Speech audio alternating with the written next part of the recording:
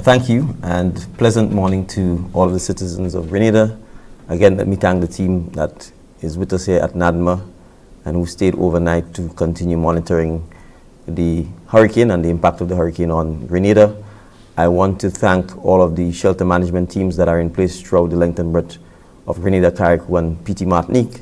I also want to especially commend some of the members of parliament and ministers who actually stayed at the emergency operating centers, particularly MP Tevin Andrews in Carriacou. As Ms. Johnson has indicated, the eye of the hurricane is expected to pass close to Carriacou and PT Martinique, which means that our brothers and sisters in Carriacou and PT Martinique are on the front line. The reports from Carriacou and PT Martinique indicate that they are receiving significant rainfall and wind gusts. So we ask all of us to pray for them and to keep them in their thoughts. All of the reports throughout Grenada so far overnight indicate that we've had varying degrees of rainfall and varying degrees of wind, but there has not been any reports of any major damage as a result of the weather, and so we are grateful and thankful for that. So far, it means our prayers are being answered, but the next 8 hours are absolutely critical. If ever, it represents perhaps the most dangerous part of this exercise. So I want to re-emphasize to our citizens that the state of emergency remains in place. It is for your own safety. As Ms. Johnson has indicated, at 5 a.m., the hurricane was approximately 125 miles off the coast of Grenada. It therefore means that at 20 miles per hour speed, that by 10 a.m., we expect that it may very well be covering all of Grenada, Carriacou, and PT Martinique.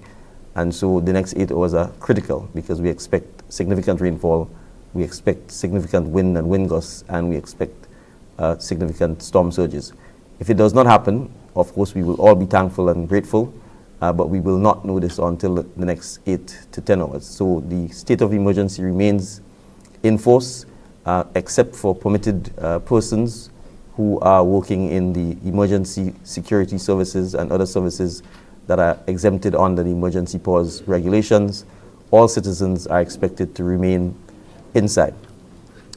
The shelters are open, and the citizens in the shelters are being looked after.